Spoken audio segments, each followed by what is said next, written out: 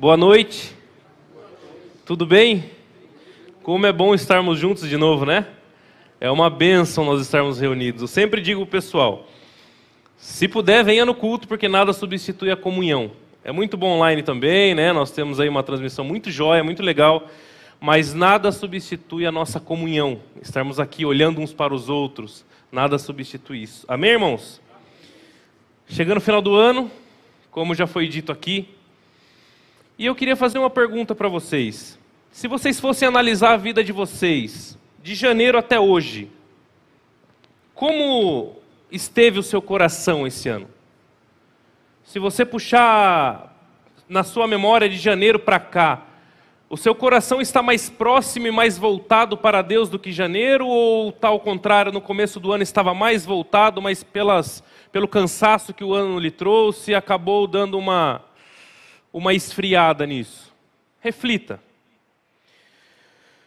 Quando a Bíblia fala de coração, ela está falando do nosso ser. Ela está falando de tudo que somos, nossos pensamentos, a nossa vida.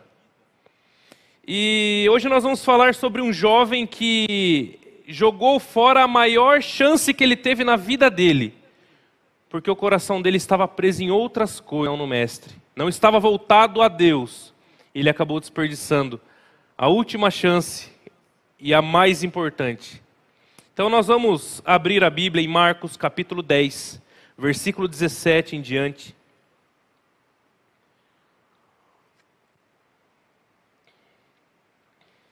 Marcos capítulo 10, versículo 17 até o 27. Quando Jesus ia saindo, um homem correu em sua direção e se pôs de joelho diante dele e lhe perguntou: Bom mestre, que farei para herdar a vida eterna? Respondeu-lhe Jesus: Por que você me chama bom? Ninguém é bom, a não ser um, que é Deus. Você conhece os mandamentos: não matarás, não adulterarás, não furtarás, não darás falso testemunho, não enganarás ninguém e honra o teu pai e tua mãe. E ele declarou: Mestre, a tudo isso eu tenho obedecido desde a minha adolescência. Jesus olhou para ele e o amou. Falta-lhe uma coisa, disse ele. Vá, venda tudo que você possui e dê o dinheiro aos pobres, e você terá um tesouro no céu. Depois venha e siga-me. Diante disso ele ficou abatido e afastou-se triste, porque tinha muitas riquezas. Jesus olhou ao redor e disse aos seus discípulos: Como é difícil aos ricos entrarem no reino de Deus. Os discípulos ficaram admirados com essas palavras, mas Jesus repetiu: Filhos, como é difícil entrar no reino de Deus. É mais fácil passar o camelo pelo fundo de uma agulha do que um rico entrar no reino de Deus. Os discípulos ficaram perplexos e perguntavam uns aos outros: Nesse caso, quem pode ser salvo? Jesus olhou para eles e respondeu: Para o homem é impossível, mas para Deus não. Todas as coisas são possíveis para Deus. Vamos orar? Senhor, nós te agradecemos por esse culto, nós te agradecemos pelos cânticos, te agradecemos por tudo que o Senhor realizou, as orações, Pai, que o Senhor, nós entregamos aos teus pés, Pai, sabendo que o Senhor é o único que pode fazer aquilo que o Senhor conhece, o nosso desejo, o nosso anseio, Pai, se assim for também da tua vontade, assim o Senhor atenderá. Que o Senhor possa estar agora me usando apenas como um instrumento, Pai, para a edificação da tua igreja, Pai. Para a edificação das pessoas que estão aqui, das pessoas que também nos assistem, Pai. Me usa apenas como uma ferramenta que de fato eu sou, Pai. Com esse propósito. É isso que eu te peço e te agradeço em nome de Jesus. Amém. Irmãos, o primeiro ponto no versículo 17 eu gostaria de ler de novo. Quando Jesus ia saindo, um homem correu em sua direção e se pôs de joelho diante dele e lhe perguntou: Bom mestre, o que farei para herdar a vida eterna? Jesus, ele tinha acabado de abençoar as crianças. Se você ler um pouquinho acima no capítulo, ele abençoou as crianças. E Jesus estava saindo daquele episódio e veio um jovem e correu em sua direção e se pôs de joelhos perante a Jesus e fez uma grande pergunta: Mestre, o que farei para herdar a vida eterna? Essa é uma pergunta e tanto, não? Eu acho que essa é um dos maiores dilemas do ser humano, o que farei para herdar a vida eterna? Nós temos algumas religiões aí consideradas mundiais e cada uma aponta um tipo de salvação. Ou seja, independente do caminho que a pessoa queira ir, algumas apontam para a salvação. Mesmo nós sabemos que o único caminho, a verdade e a vida é Cristo. Então, todos os homens, eles tentam, de alguma forma, entender e perguntam o que eles podem fazer para herdar a vida eterna. E foi exatamente essa pergunta que o homem fez para Jesus. Sabe uma coisa que eu reparei? Todos, antes de conhecer Jesus, acham que pode fazer alguma coisa para ser salvo. Vocês perceberam a pergunta? O que eu tenho que fazer ou o que farei para herdar a vida eterna? Esse é um dos maiores erros que o ser humano pode cometer, achando que pode, por esforço próprio, pela força da sua própria perna e do seu braço, ser salvo. Ninguém é salvo por aquilo que faz. Ninguém é salvo por uma obra que pratica. A Bíblia diz em Efésios 2, 8, porque pela graça sois salvos, por meio da fé. E isso não vem de vós, é dom de Deus. Não vem por obras para que ninguém se glorie.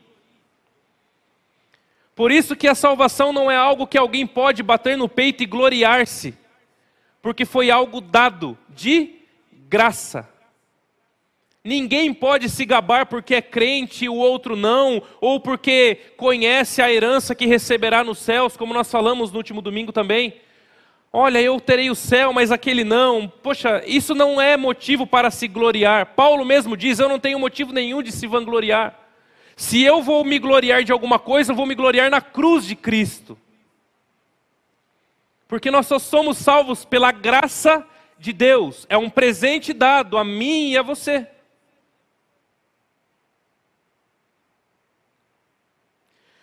No versículo 18 ele continua dizendo, respondeu-lhe Jesus, por que você me chama bom? Ninguém é bom, a não ser um que é Deus. Jesus conhecia o coração daquele jovem, Jesus é Deus. E Jesus já sabia o andar daquela conversa e como aquela conversa aconteceria.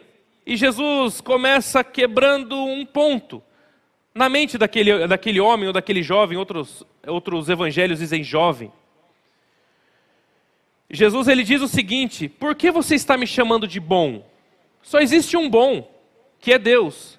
Jesus de certa forma ele está dizendo, olha, ninguém é bom aqui nessa terra.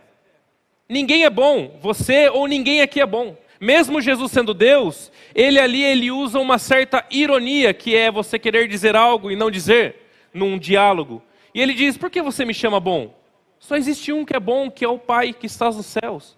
Jesus ele coloca todos os seres humanos no mesmo pé de igualdade aqui nessa terra. Jesus ele coloca eu e você no mesmo degrau quando o assunto é pecado. Jesus nos coloca em pé de igualdade quando o assunto é afastamento de Deus pelas nossas transgressões e pelos nossos pecados.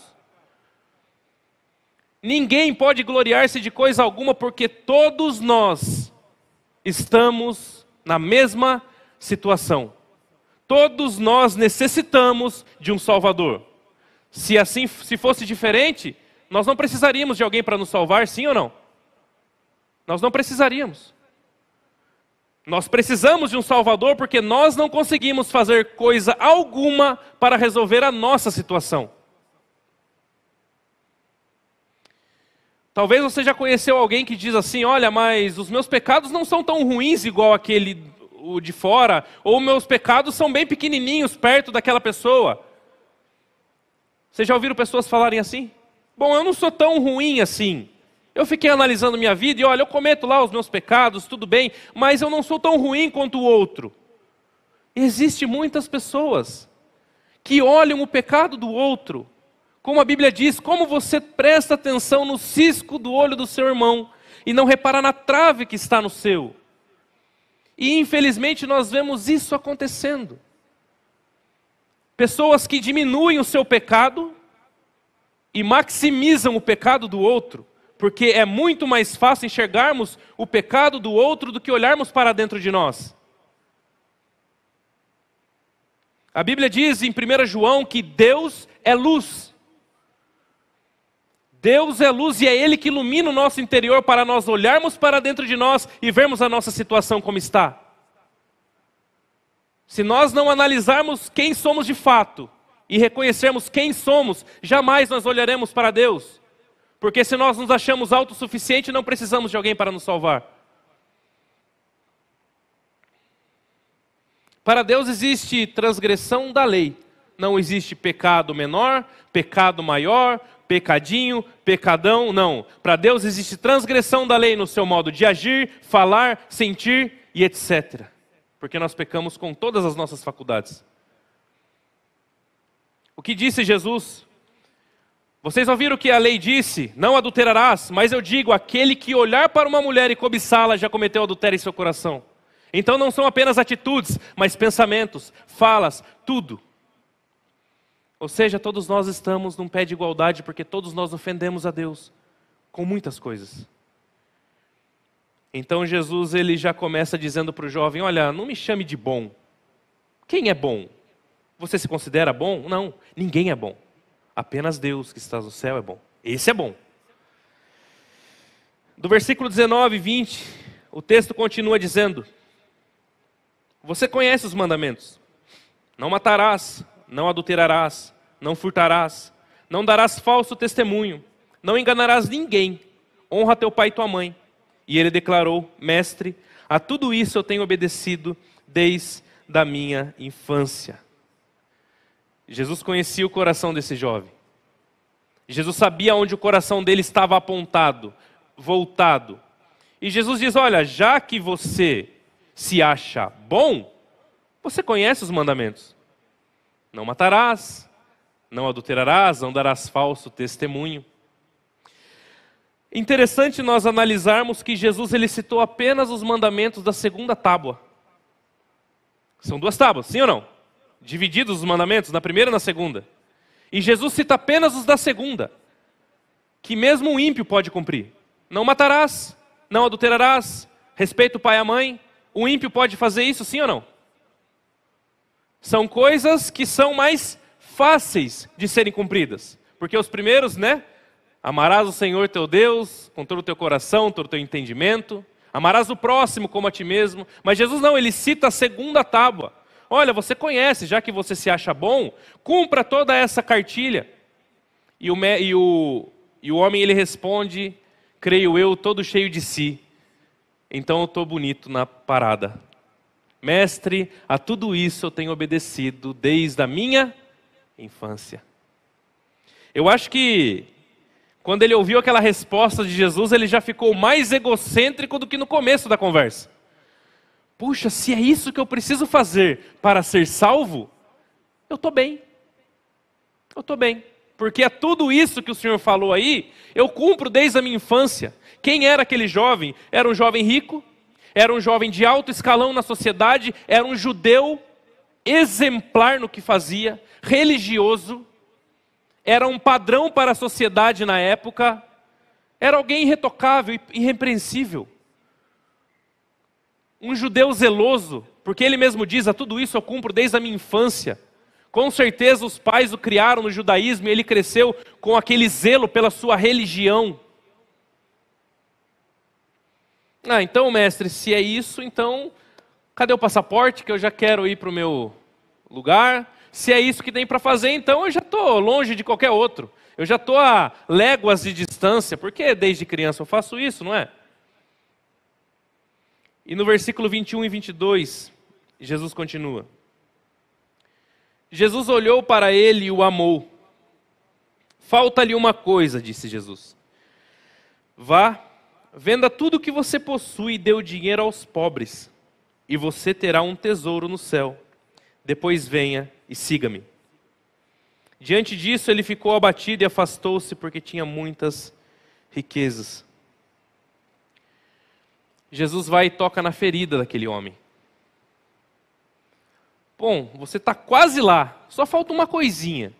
Venda tudo que você possui, dê o dinheiro aos pobres, venha e siga-me. Jesus está aqui falando para todos nós vendermos tudo que nós temos, darmos tudo para os pobres e seguirmos? Não. O que Jesus estava querendo dizer é, o seu coração não está preso em coisa alguma? Se o seu coração está livre, então venda tudo que você tem. Dê tudo aos pobres e vamos, me siga. E a Bíblia diz que ele saiu triste dali, porque tinha muitas riquezas. Ele questionou mais alguma coisa ali? Ele ouviu a resposta e só saiu triste porque o coração estava preso nas suas riquezas. Ele não queria abrir mão das suas riquezas. Ele não queria abrir mão daquilo que para ele valia mais do que seguir ao mestre. Era alguém que estava apenas na religiosidade, nas aparências. Um judeu excelente. Alguém que se portava na sociedade de uma forma muito sadia e coerente com a sua posição. Mas por dentro, o seu coração não estava voltado para Jesus. O seu coração não estava voltado para o céu. O seu coração não estava voltado para a vida eterna. Então ele fez essa pergunta para Jesus, não porque ele ansiava a vida eterna, mas para saber, vamos ver o nível que eu estou. Vamos perguntar para o mestre para ver em que pé eu estou. Porque todos aqui me acham um exemplo. Eu sou um exemplo para todos os meus amigos e para minha família. Deixa eu ouvir do mestre o que ele acha de mim. Ele não ansiava a vida eterna. Porque no mesmo momento em que Jesus disse, venda tudo que você possui, dê o dinheiro aos pobres e siga-me, ele se afastou. Não falou mais nada. Não questionou. Não quis saber mais informação alguma sobre o reino dos céus. Ele só se afastou. Certa vez, Elias no Monte Carmelo, ele disse assim, para o povo de Israel, por que vocês oscilam em vossos pensamentos? Quando foi realizado o holocausto a Deus e a Baal, e o primeiro que descesse fogo do céu seria Deus. E obviamente Deus desceu fogo e queimou o holocausto. Elias olha para o povo e diz, por que vocês oscilam em vossos pensamentos? Por que vocês oscilam em vossos corações? Nós vemos que muitas pessoas estão com o coração dividido. Nós falamos no domingo sobre mente dividida. Não foi isso que nós falamos? Que não receberá nada do Senhor, porque são como as ondas do mar, que são levadas de um lado para o outro, e se aplica exatamente com a pessoa que tem o coração dividido. Não sabe em que crê. Não sabe se vale a pena largar tudo para seguir o mestre. Não sabe se vale a pena largar os desejos da carne para seguir o mestre. Não sabe se vale a pena se privar de determinadas coisas para agradar a Deus. Não tem certeza na sua conduta ou em nada que faz.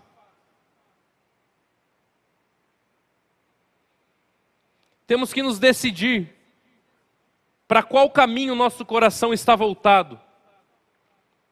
O que não dá é ficarmos com o coração morno. O que Jesus disse disso em Apocalipse? Antes fosse frio ou quente.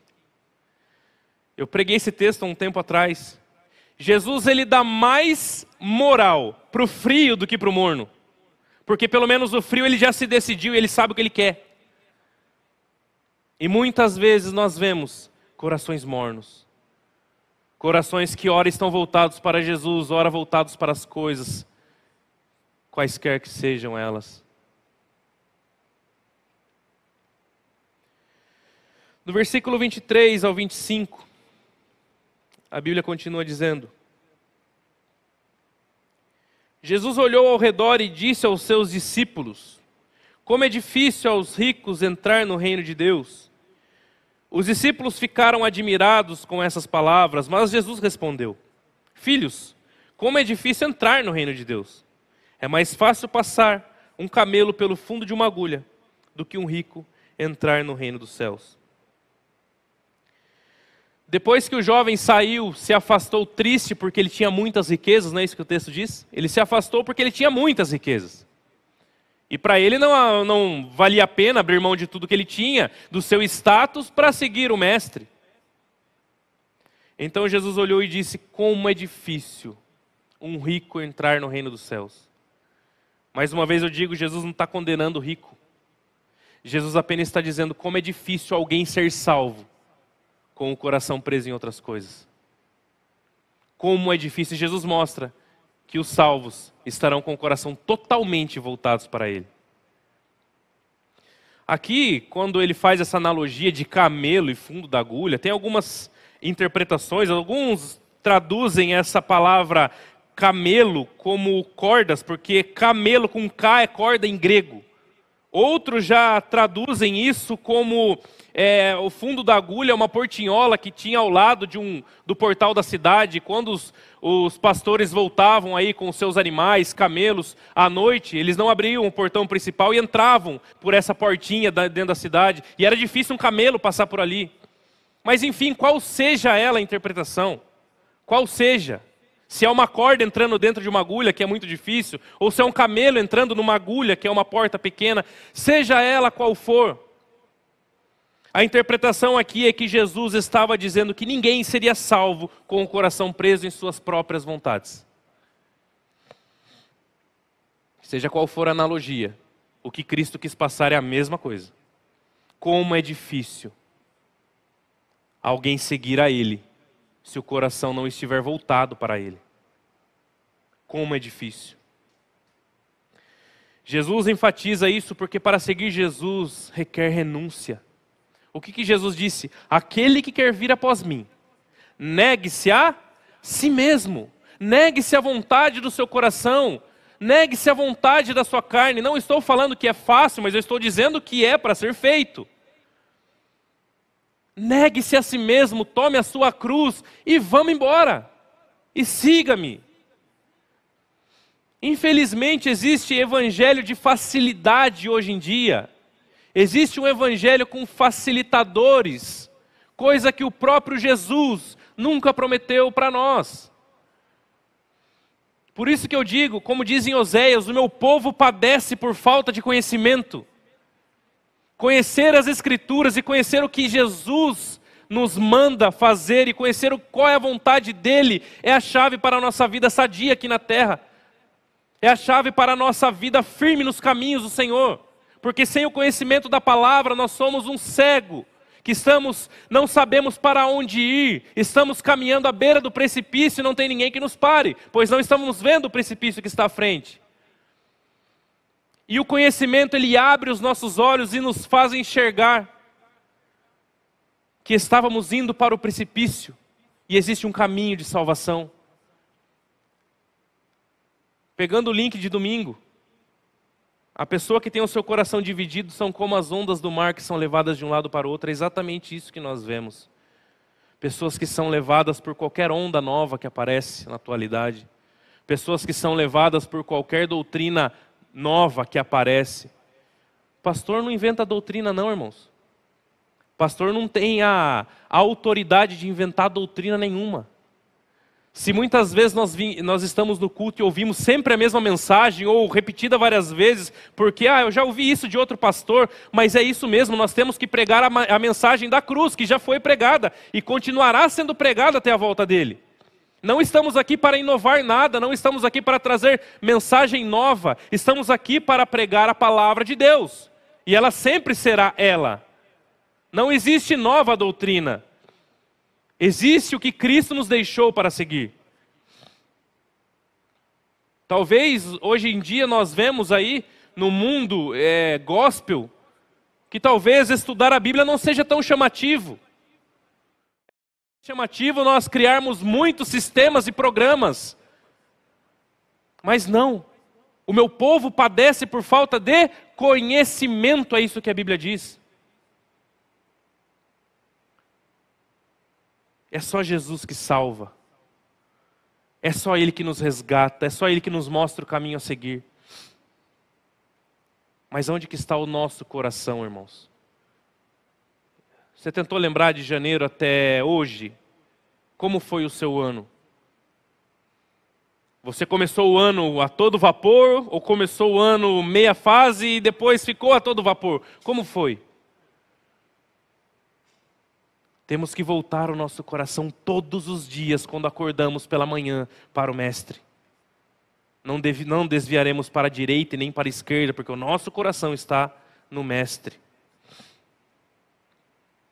No versículo 26 e 27, a Bíblia continua dizendo: os discípulos ficaram perplexos e perguntavam uns aos outros: nesse caso, quem pode ser salvo?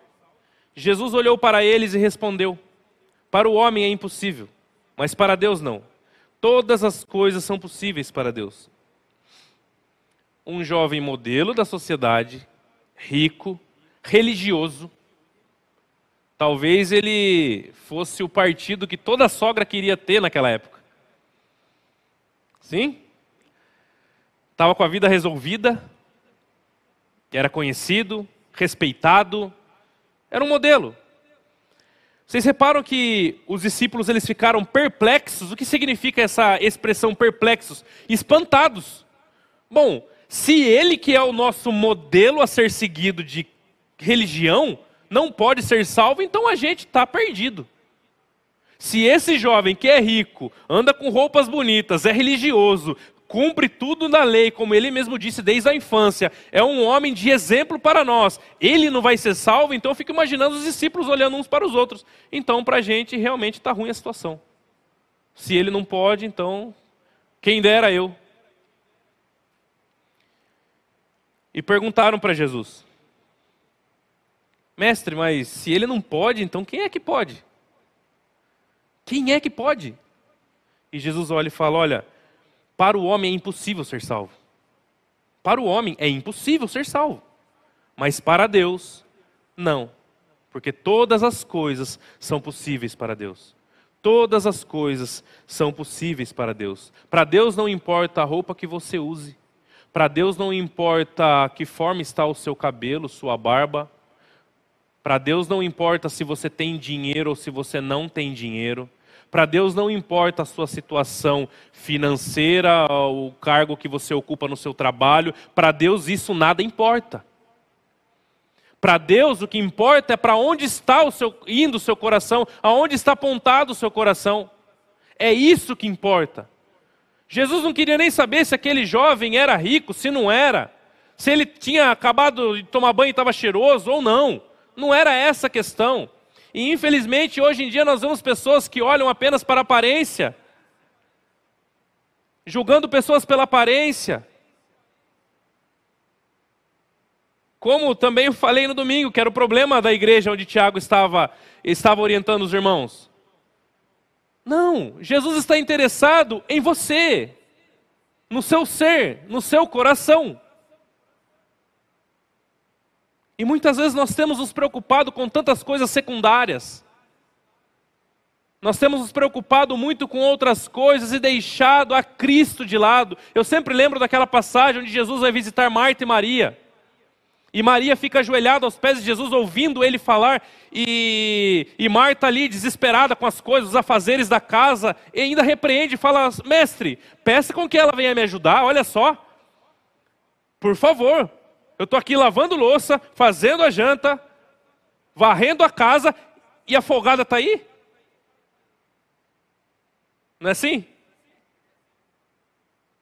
O que Jesus disse? Irmãos, tem uma musiquinha infantil que não sai da minha cabeça mais. O João Pedro escuta todo dia. Da Minha Vida é uma Viagem. E é exatamente essa história. E o refrão é: quem está certo é a Maria, que tem tempo para mim. Que Jesus fala. Quem está certo é a Maria. Não se preocupou, ela não estava descartando fazer as outras coisas. Mas naquele momento Jesus estava na sua casa. Jesus estava ali.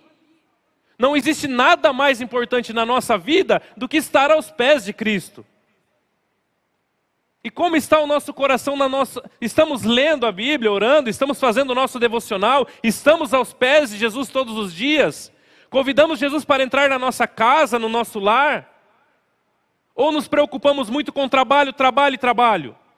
Ou nos preocupamos muito com outras coisas e estudo, seja lá o que for. Isso tudo é bom, tem que acontecer mesmo na sua vida. Desde que o seu coração esteja voltado para Cristo em primeiro lugar. Irmãos, idolatria não é apenas você adorar algo ou uma imagem, irmãos.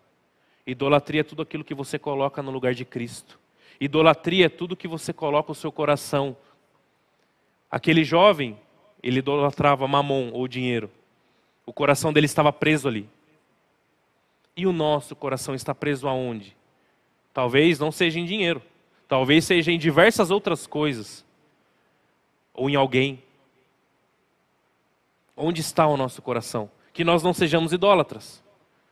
Porque tirar Cristo do trono que é dele, como prioridade, e colocarmos qualquer outra coisa acima dele na nossa vida, isso é idolatria.